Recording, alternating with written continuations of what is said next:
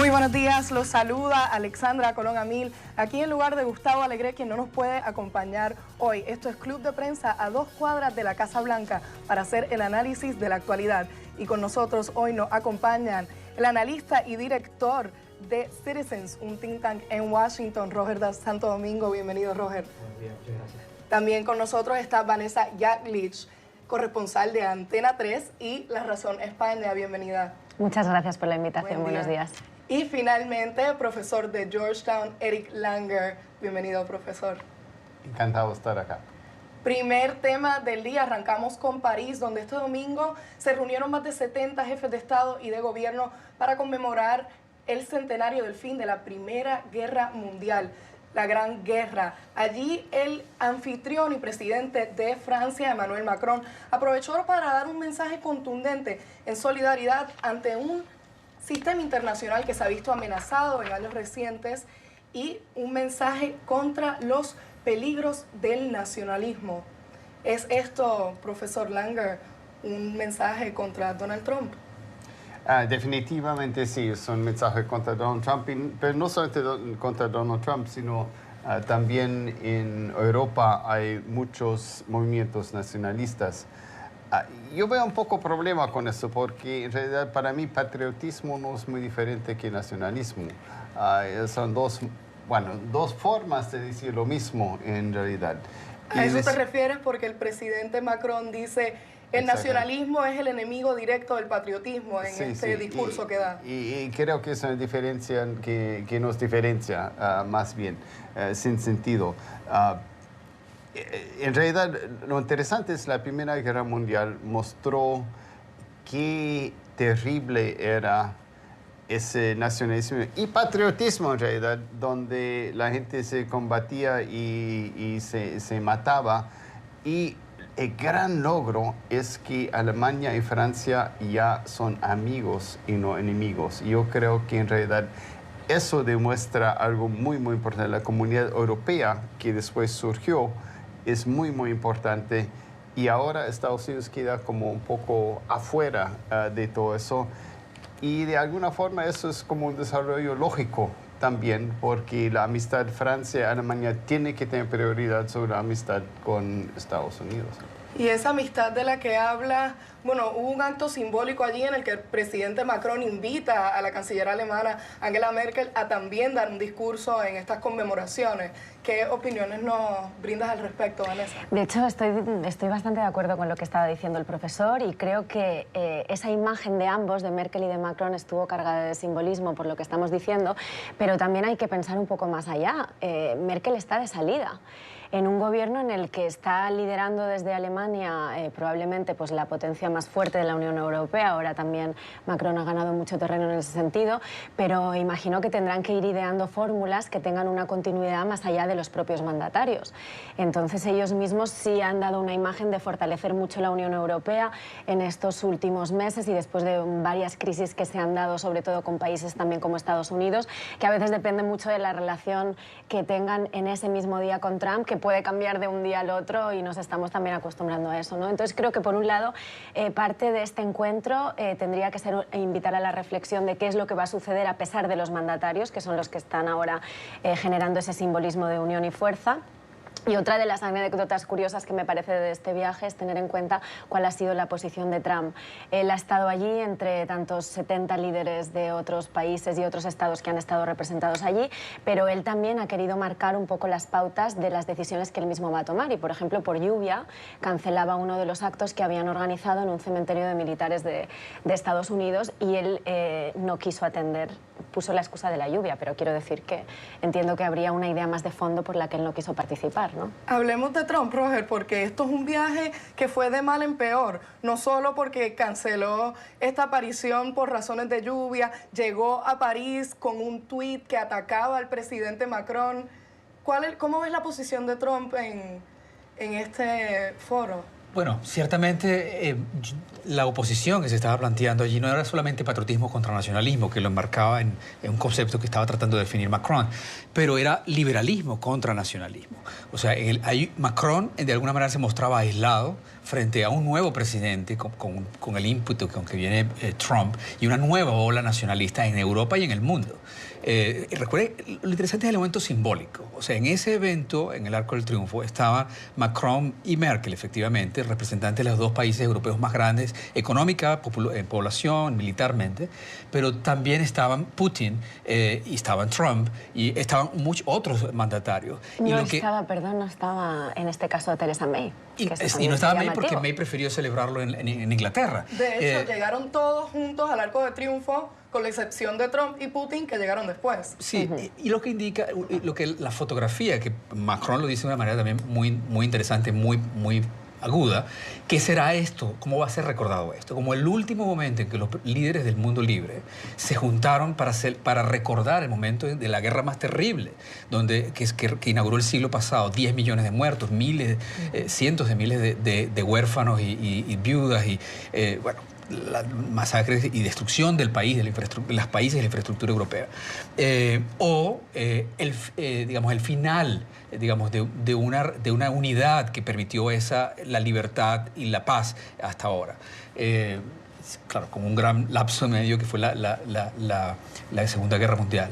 Ciertamente, el acto de Trump de faltar cuando otros mandatarios del mundo iban a hacer honores a los militares estadounidenses, que fueron allí a luchar por la libertad, a luchar por Europa, por un mundo libre de dictaduras y donde hubiera paz. Bueno, es revelador. Ciertamente Trump reacciona furioso en un momento en el que también las cosas no le están saliendo todo bien en el país, en Estados Unidos, donde acaba de dar unos resultados mixtos a las elecciones de medio término, donde muy probablemente su gestión va a estar bajo la lupa de un Congreso que está ahora dominado por los demócratas. O sea, él está en una posición cada vez más agresiva, como luchando, o sea, defendiéndose en el ataque. Lo interesante es que en este caso Trump no fue el actor principal y creo que no le gustó mucho. No está acostumbrado. Sí, no está, siempre es. ¿A quién identificas como el actor principal? Fue Macron. Macron, sin duda. De lejos. Y en segundo lugar, Merkel.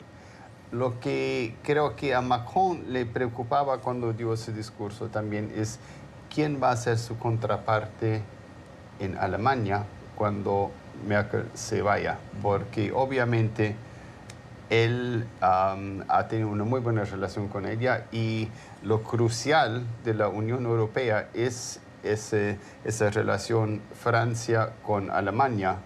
Y creo que en parte también por eso Inglaterra salió, porque también Inglaterra siempre quiere ser lo máximo y todo eso siempre hace un poco aparte, pero el problema es eso, y eso hay que ver y justamente recordar por qué hay una Unión Europea.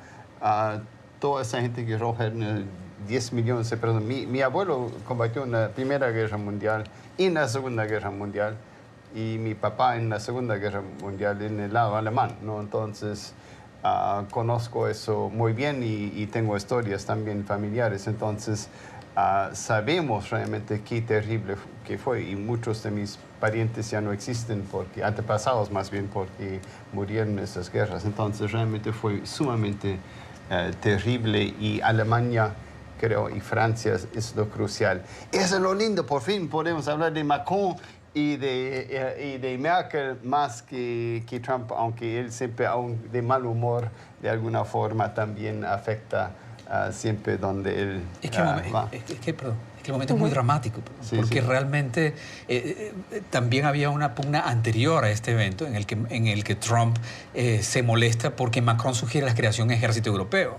Y un ejército europeo implica decir, bueno, apartarnos un poco de la OTAN y de la dependencia de los Estados Unidos, lo cual tendría mucho sentido. Si uno se pone a ver, son las economías juntas, Europa mucho más poderosas económicamente y incluso puede ser militarmente que Rusia. ¿Y acaso eso no es lo que Trump al final está tratando de hacer? Porque él se quiere apartar, bueno, pues que les queda. Pero es lo que decías, Pero que no es el probablemente centro sí. el de la iniciativa. Y probablemente esa actitud al propio Macron también le beneficia. Yo me quedaría con un mensaje de esta reunión que dio el propio Macron y me parece que hay mucho en lo que pensar a medio plazo, no tan largo.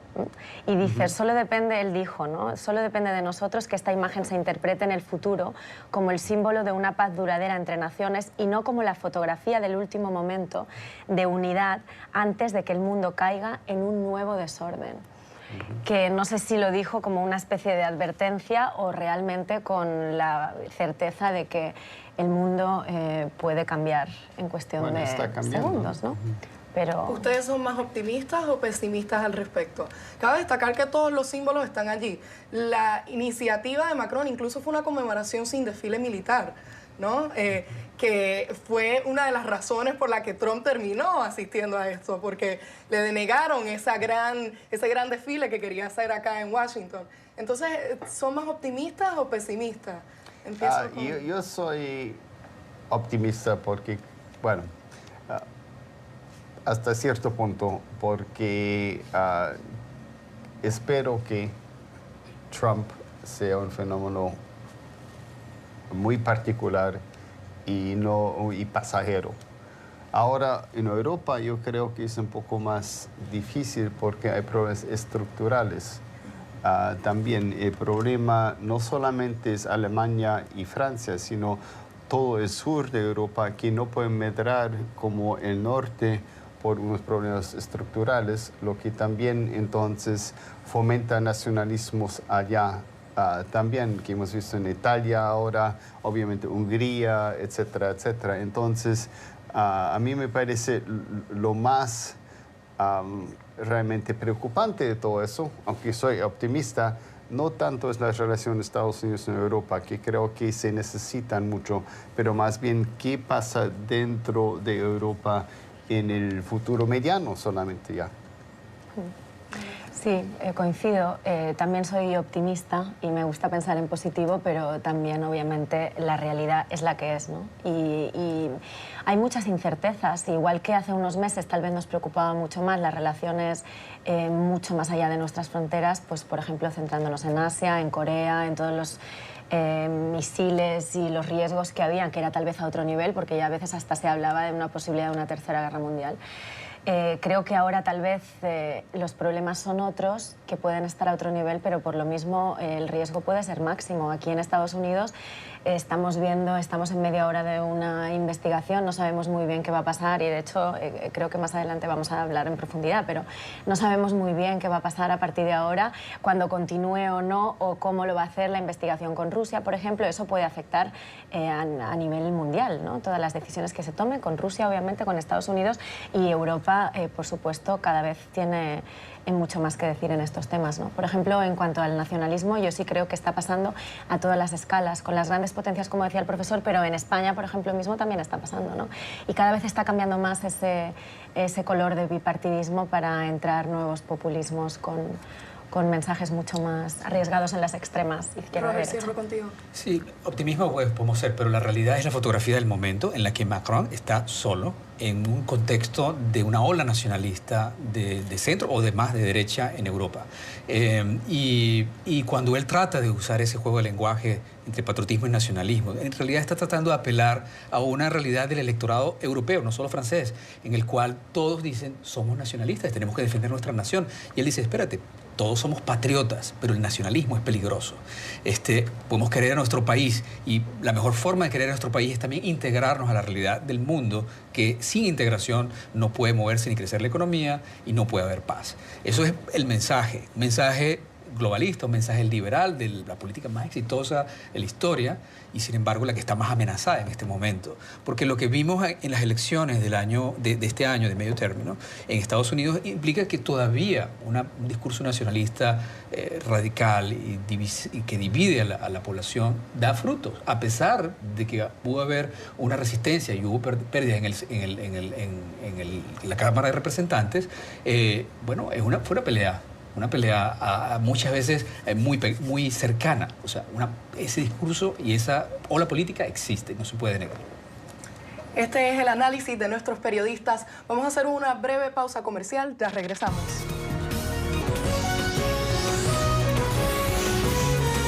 Continuamos con Club de Prensa.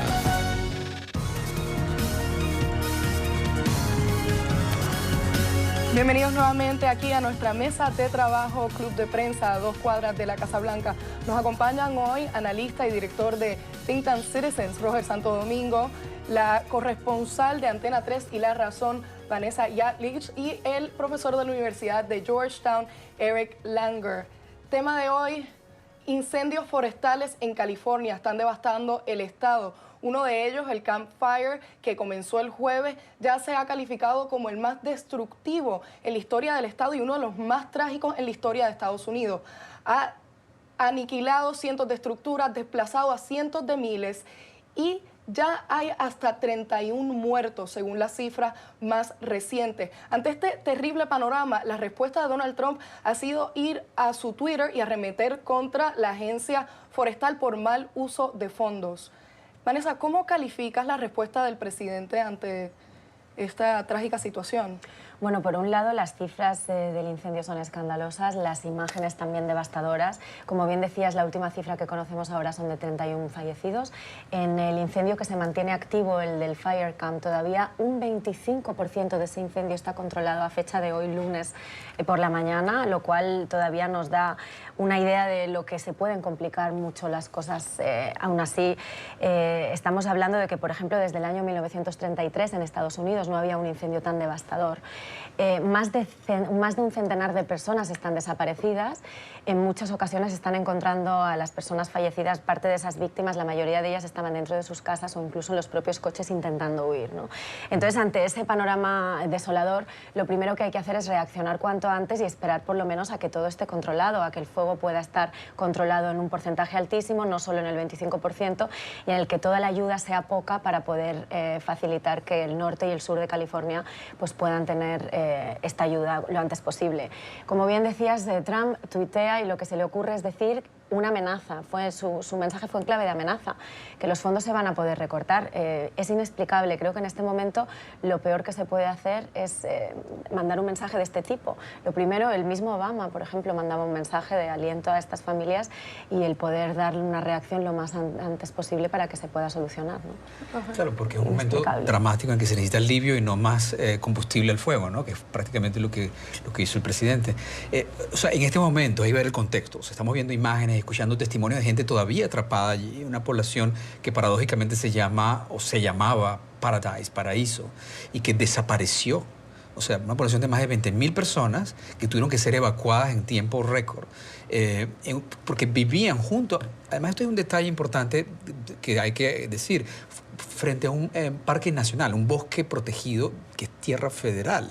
¿De quién es la responsabilidad de prevención de incendios en este caso? O sea, ¿del gobierno de California o de las autoridades federales? Pareciera que la rabia que reacciona Trump, digamos, amenazando a California con quitar fondos, está mal dirigida, porque los responsables de mantener ese bosque son sus propios empleados, sus funcionarios. Por tanto, obviamente esto está mal recibido, debe estar siendo muy mal recibido en California. Hemos escuchado a los que acaban de ser electos y a los que estaban participando en la contienda diciendo esto está fuera de tiempo, esto no tiene sentido, ya la elección pasó, o sea, tenemos que enfrentar esta crisis, salvar a la gente que todavía está atrapada y apagar este incendio que es enorme. Y son más de 300.000 los evacuados, o sea, que es gente que ni siquiera tiene la posibilidad todavía de volver a casa. Eso es una crisis sí, muy pero grande. Particularmente Paradise desapareció. Todas las casas destruidas. Ya no hay lugar donde volver. Las fotos son asombrosas, así que no hay nada, todo quemado. Y los únicos restos de las casas ya no existen más. Los restos son de los carros que están porque son de metal. No, pero me parece exactamente la política equivocada. Hay que más bien meter más dinero para poder controlar esa cosa. Además, estos incendios son interurbanos, no son incendios de un bosque en realidad. Y eso es la cosa, es justamente los lugares que tienen que ver con donde las ciudades o los suburbios, mejor dicho, entran y tienen contacto con el bosque donde hay los problemas. Y eso es algo que va a pasar más y más con el cambio climático, que otra vez la administración Trump está haciendo todo lo contrario para ayudar eso. Al final me parece un tweet que leí que era muy bueno. Dice, ¿cómo puede ser que en el tweet Trump favorece al fuego y no a los seres humanos, ¿no? Más bien está dando la ventaja al fuego que a los seres. Es algo increíble. Y obviamente otra vez demuestra su falta de conocimiento y su forma de reaccionar emocionalmente porque no le gusta California, porque no votan por él, etcétera, etcétera. Entonces, otra vez demuestra una incapacidad acá de entender, de comprender de qué se trata realmente, y estos tweets intempestivos que él lanza sin informarse bien es realmente, me parece,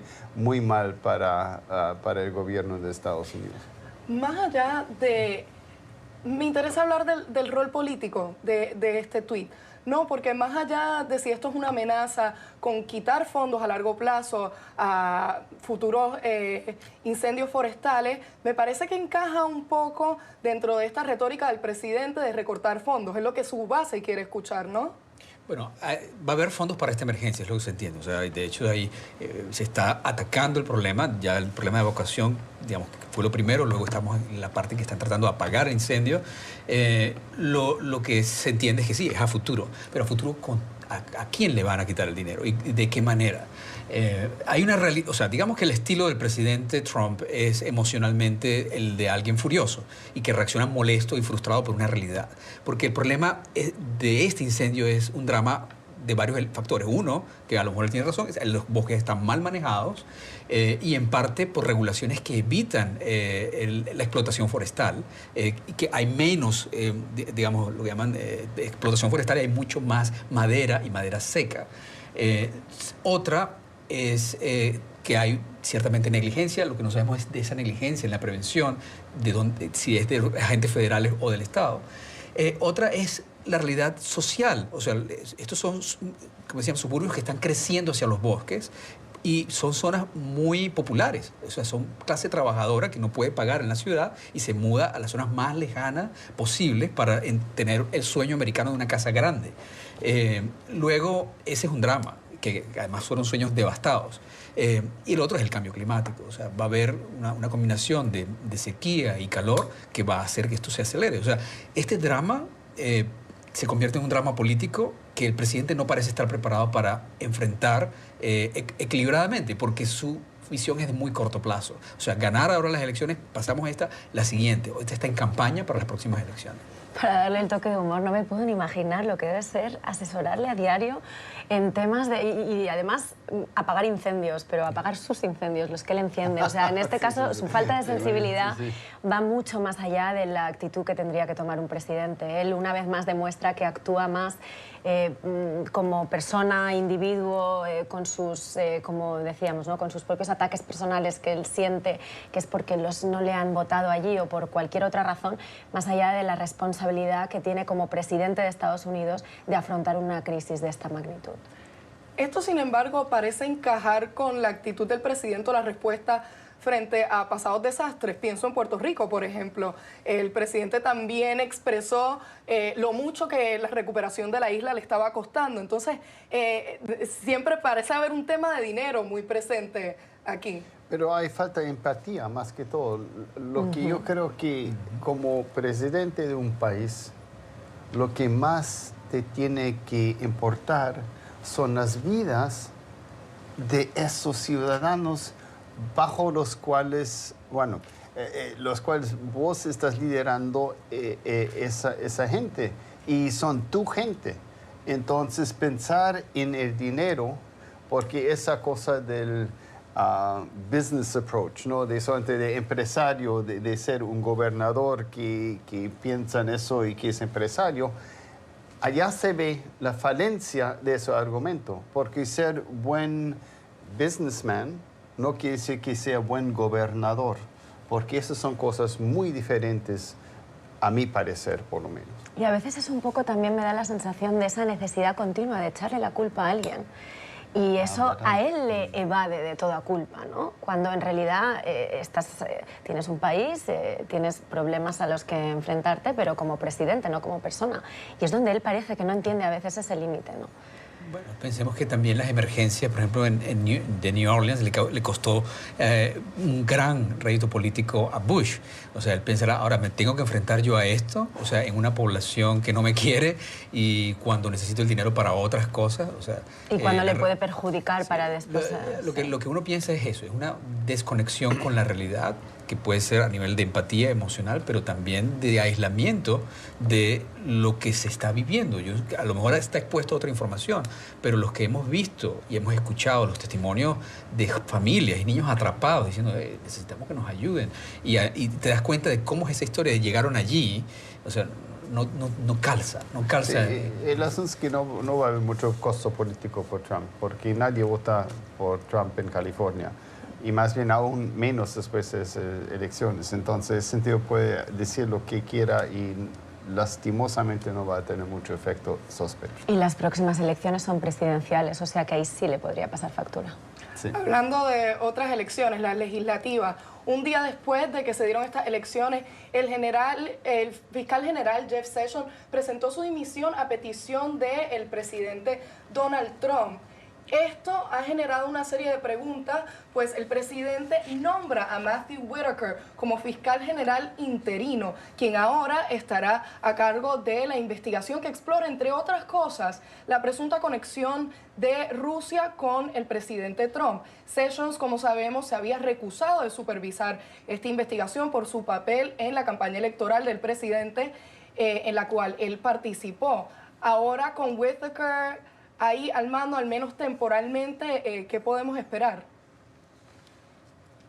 Bueno, en realidad el problema si es legítimo o no ese nombramiento, porque según la Constitución, una persona principal dentro del gobierno tiene que ser confirmada por el Senado y no lo ha sido. Él fue hace muchos años aparece un fiscal que fue entonces aprobado por el Senado, pero hace como 14 años, y obviamente la posición que tiene ahora es muy diferente.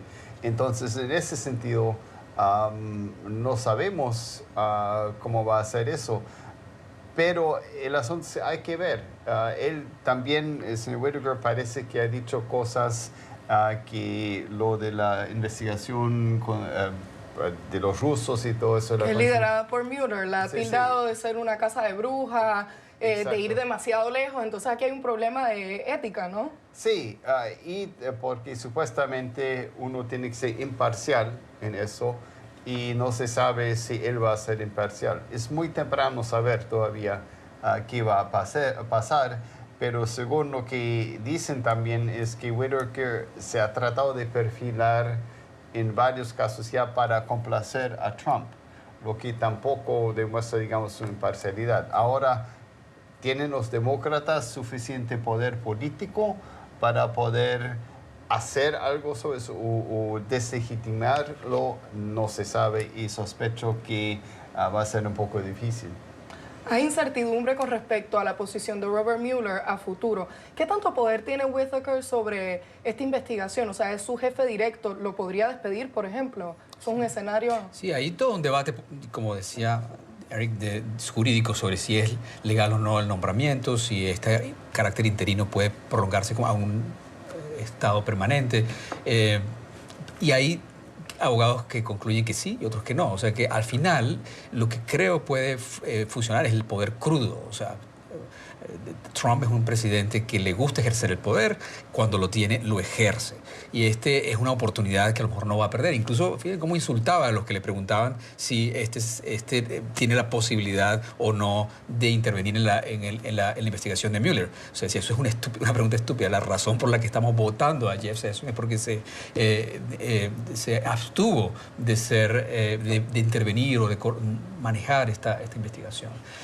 O sea que lo más probable es que actúen haciendo los cálculos políticos necesarios, contando su gente en el Senado ahora, sacar a Mueller, detener esa investigación. Y él ya es una presión interna, una competencia probablemente burocrática, en la cual Mueller va a hacer lo posible para que las conclusiones se aceleren y pueda llegar a manos del Congreso. Si no, esa investigación cae allí.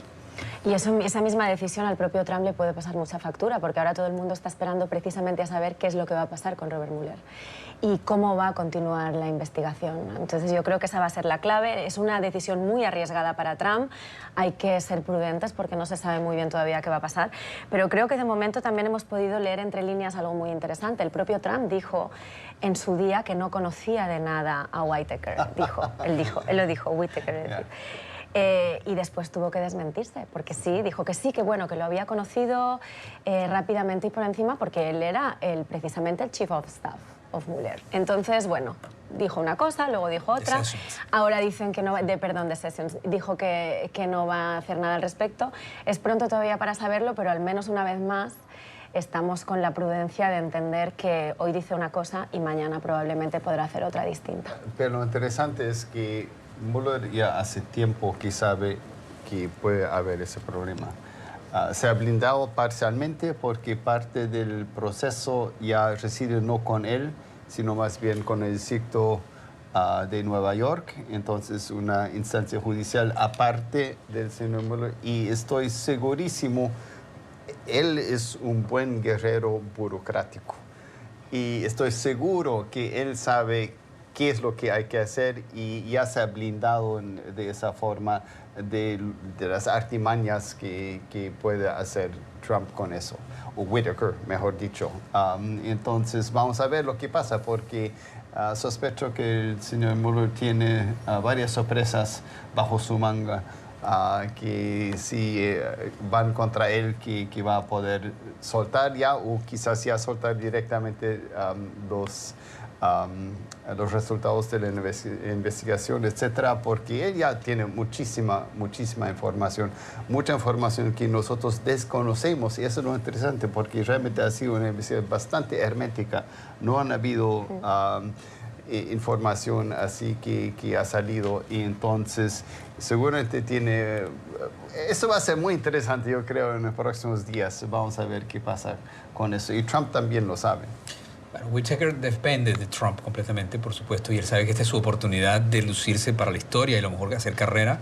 Y en este momento, bueno, él sabemos que es un funcionario que ya hemos descrito de carrera dentro del sistema judicial, pero también un hombre que apuesta a los negocios, a veces no muy bien. De hecho, está siendo investigado por fraude. O sea, creo que él va a detener esa investigación. Mi predicción es que la va a tratar de detener y la va a detener.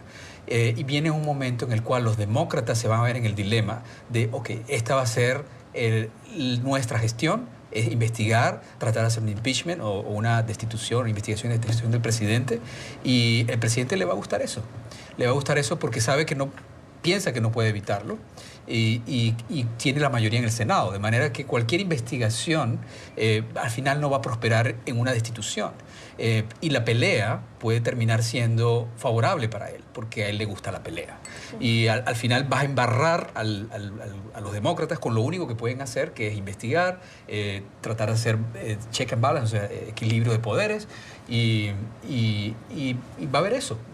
Una política enlodada, donde la gente va a tratar de ver a otro lado, cansada de lo que viene. Estamos a la espera de ver lo que viene y de esa sorpresa de este guerrero burocrático, como lo califica el profesor Eric Langer. Hacemos una breve pausa y ya regresamos.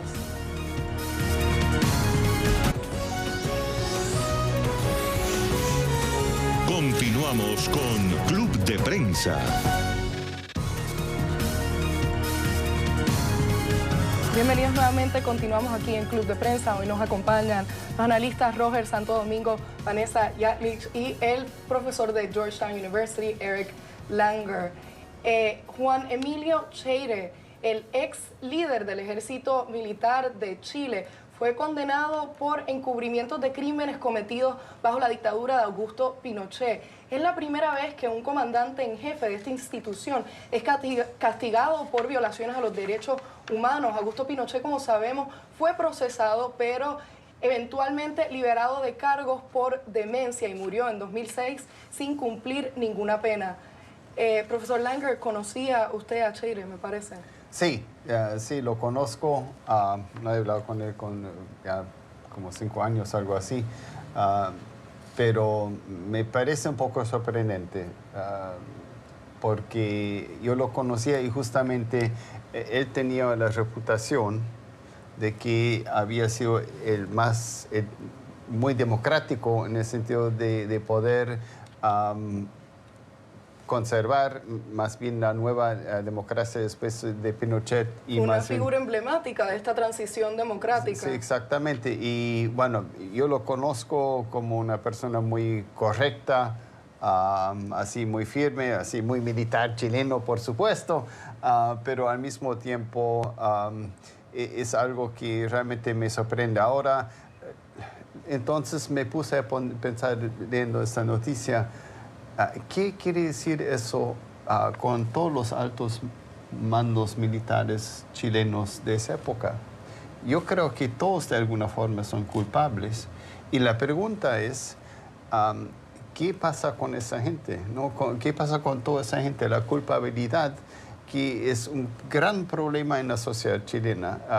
Cuando yo voy a Chile, por ejemplo, yo siento todavía que hay una división muy grande entre los que están en contra del gobierno militar y los que son más de derecha, piensan, sí, tenemos orden menos crimen, y todo eso es una herida que nunca se había resuelto.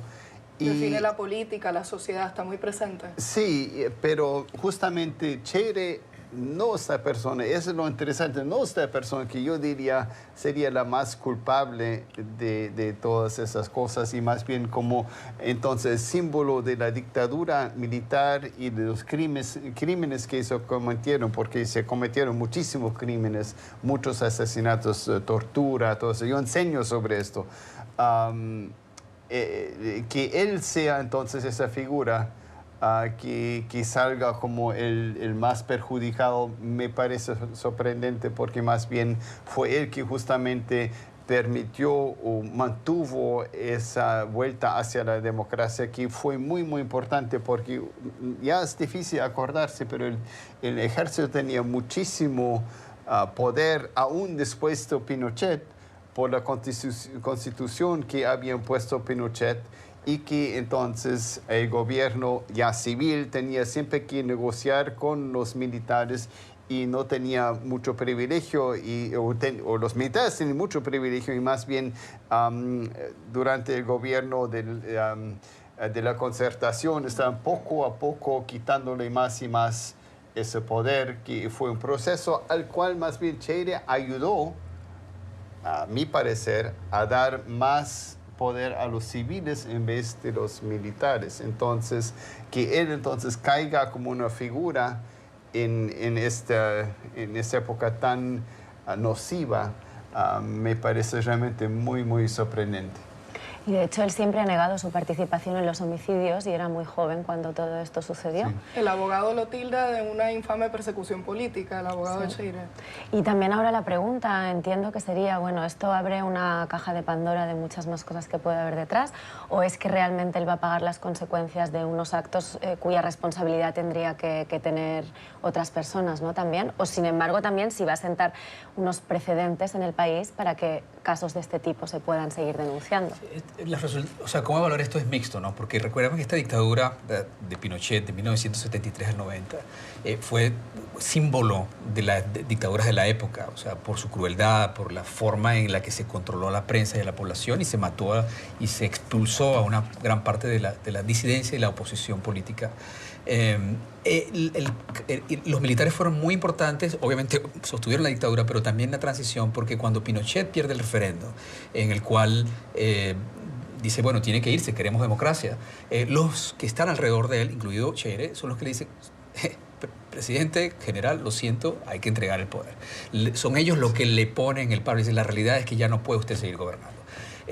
Pero el caso de Cheire también es difícil porque él era teniente del oficial encargado de la llamada Caravana de la Muerte, que fue un recorrido en helicóptero a través de Chile, a través de varias cárceles políticas, recogiendo a todos estos presos políticos que pocos días después fueron ejecutados. O sea, es una herida muy fuerte. Sin duda, los abusos de la dictadura fueron por mucho tiempo y por muchos años de distinto nivel, pero esa en particular es una herida difícil de perdonar y crea, además hay un precedente jurídico de los derechos humanos que ese tipo de violaciones no prescriben. De manera que si las investigaciones continúan, tiene un balance positivo para decirle a los violadores, señores, no importa lo que pase, en el futuro usted va a pagar. Pero también tiene un balance negativo porque dificulta, para los que así lo creen, dificulta el resolver esa herida de una manera, digamos, pacífica en Chile. El tema es que cómo se resuelve una herida, con justicia o perdonando a los que cometieron el error o los que cometieron abuso. O sea, es un dilema político que plaga no solo a Chile, también a España con la guerra civil y a otros países donde ha habido este tipo de grandes divisiones sociales. Sí, está este tema de la memoria histórica, ¿no? Que nunca se acaba entre justicia, aquellos que piden justicia y que lo creen necesario para poder moverse adelante, y los que dicen, bueno, a veces hay que decidir entre justicia y paz, entre justicia y armonía social. Sí, y me parece que es en realidad un ejemplo muy importante ahora, porque los venezolanos, por ejemplo, están escuchando, ¿no? Que hay muchos problemas, obviamente hay muchos crímenes que se están cometiendo ahorita en la dictadura de Venezuela, y están diciendo, ¿cómo nunca vas a entregar el poder? Porque en algún momento nos van a enjuiciar, aun si estamos ayudando a volver a la democracia. Y entonces, eso es el dilema que tenemos, ¿no? Es justicia, y también Colombia, obviamente, con el proceso de paz, que todo un debate que es algo muy cadente políticamente en Colombia, ¿no? Ahora, Iván Duque es del lado de que, bueno, piensa que el proceso de paz ha sido demasiado generoso con los guerrilleros, y hay ese debate en Colombia también. Entonces, tiene sus efectos no solamente en Chile, sino hay que pensar cómo entonces los otros en otros lugares reciben eso y cuáles van a ser las consecuencias, y pensando en el futuro, ¿me entrego o no me entrego? ¿Ayudo a la democracia o no? Porque si ayudo a la democracia, igual voy a caer y después voy a la cárcel. Entonces, ¿para qué voy a hacer eso? Y creo que eso es realmente el gran problema en Venezuela, ¿no? Que en Venezuela saben los culpables que son culpables, y casi todos son culpables ahora, y entonces nunca van a querer dejar el poder porque no tienen seguridad de que ellos pueden seguir ilesos después de los crímenes que habían cometido. Profesor, yo me atrevo a hacer una conclusión histórica que a lo mejor debería de ser más debate académico sobre esto. Y eres venezolano, entonces... Fíjense que para que haya justicia, primero tienes que acabar con la dictadura. Las dictaduras se acaban militarmente, electoralmente, o porque, en el caso, por ejemplo, de las comunistas, implotan internamente porque no pudieron seguir sosteniéndose. Y al final, los opresores son instrumentales para que pueda haber una transición a un proceso democrático. Colaboran, entonces es posible hacerla. Si no colaboran, es muy difícil o imposible hacerla, como ocurrió en el bloque comunista. Pero una vez que ese proceso da, la sociedad quiere justicia. Y la justicia es necesaria para seguir adelante. Es lo que ocurrió en Alemania y Francia. O sea, si los juicios de Nuremberg, a lo mejor no hubiera este entendimiento entre Macron y Pero después en la propia España, después de la dictadura con Franco, ¿no? Claro, yo creo que de esas decisiones de fondo que se toman ahora, décadas después hay otras también de forma que están pasando más a nivel de la población. Lo estamos viendo recientemente, incluso ayer en Los Ángeles, o lo vemos en España en los últimos años. Se está renunciando un poco también incluso a esa memoria histórica que todavía se percibe, como él decía, como herida abierta o como ciertos daños, ¿no? Se están quitando estatuas. La de ayer en Los Ángeles era de Cristóbal Colón.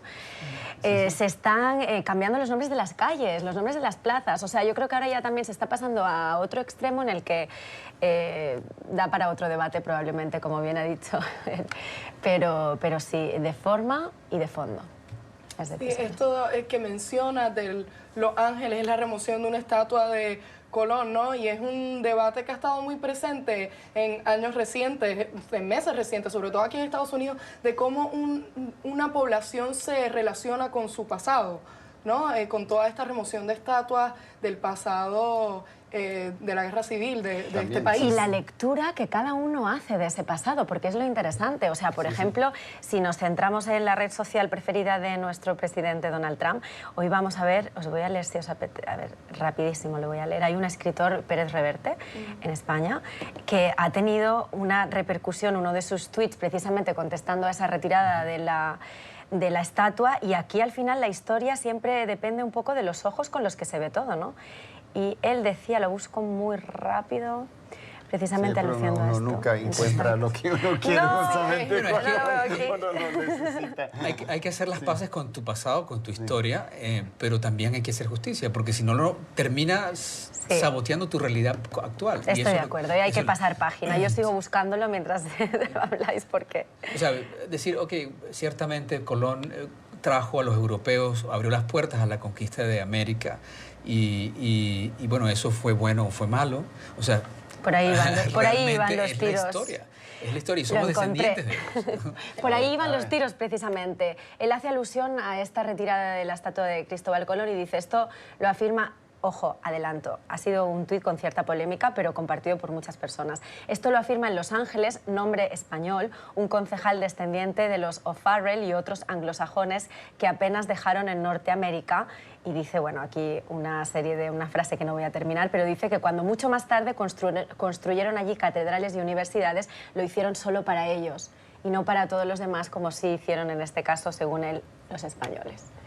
Eso dice el escritor Pérez Reverte, ha generado mucha polémica, pero precisamente por lo que decíamos, porque al final la historia, pues todo depende de cómo afecta a unos y a otros y los ojos con los que se ven, ¿no? Y con este complicado. Controversial vamos a hacer una pausa, un breve corte comercial y regresamos para hablar de Michelle Obama y su nuevo libro. No se vayan. A mí me encantaría tener una mujer como presidente, pero no me gustan las dinastías. No me parece bien eso. Y ya hemos visto una dinastía que fue la de Bush padre y Bush hijo, y lastimosamente la administración de Bush hijo fue mucho peor que la de su padre. Eso no es bueno. Pero Michelle Obama la admiro mucho, y más bien la admiro justamente porque ella dice que no le gusta la política, no le gusta hacer la política.